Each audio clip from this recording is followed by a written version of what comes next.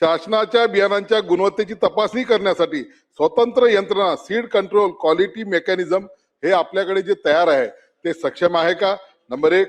दुसरं, शेतकऱ्यांना बियाणे खरेदी करताना किमान हमी मिनिमम ॲश्युअर्ड स्टँडर्ड म्हणजे तुम्ही ही बियाणं घेतल्यानंतर एवढंच तुम्हाला उत्पन्न होईल.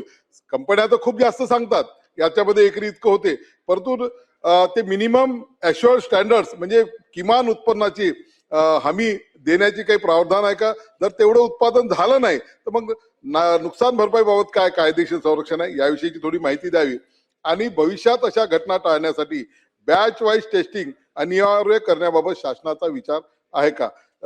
एवढं मंत्री महोदयांनी आता सांगा. या संदर्भामध्ये एक नवीन एसओपी आम्ही या ठिकाणी निर्धारित करत आहोत, जेणेकरून अशा पद्धतीचं कुठल्याही बियाण्याचं जर उगवण क्षमता कमी झाली तर त्या संदर्भामध्ये पहिले गुणवत्तेची चाचणी आणि शेतकऱ्यांचं कुठलंही नुकसान होणं या संदर्भामध्ये आपण नवीन एसओपी करत आहोत. त्याचा अभ्यास सुरू आहे आणि लवकरच या संदर्भामध्ये शासनाचं एक धोरण या ठिकाणी आपण जाहीर करू. दुसरा महत्त्वाचा विषय जो जोरगेवार साहेबांनी विचारला की शेतकऱ्यांना बियाणं जर कमी उत्पन्न झालं तर त्यांच्या नुकसानीबद्दल काय?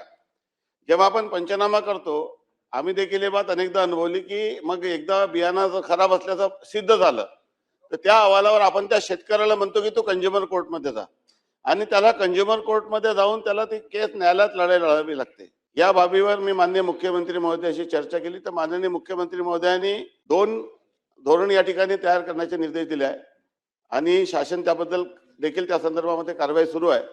एक तर नुकसान झाले असल्या शेतकऱ्यांचा त्याला मदत कशी करता येईल, त्याला नुकसान भरपाई कशी देता येईल या संदर्भामध्ये आपण याचा देखील समावेश त्यामध्ये केलेला आहे.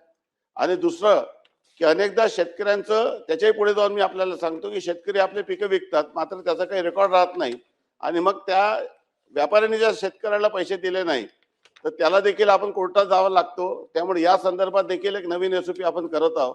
राज्याच्या शेतकऱ्यांना ज्या ज्या अडचणी आहेत त्या दूर करण्यासाठी जे जे निर्णय शासनाकडे घेणे अपेक्षित आहे ते सर्व निर्णय घेण्यासाठी सरकार विचार करत आहे आणि लवकरच या संदर्भामध्ये धोरण जाहीर करण्यात येईल.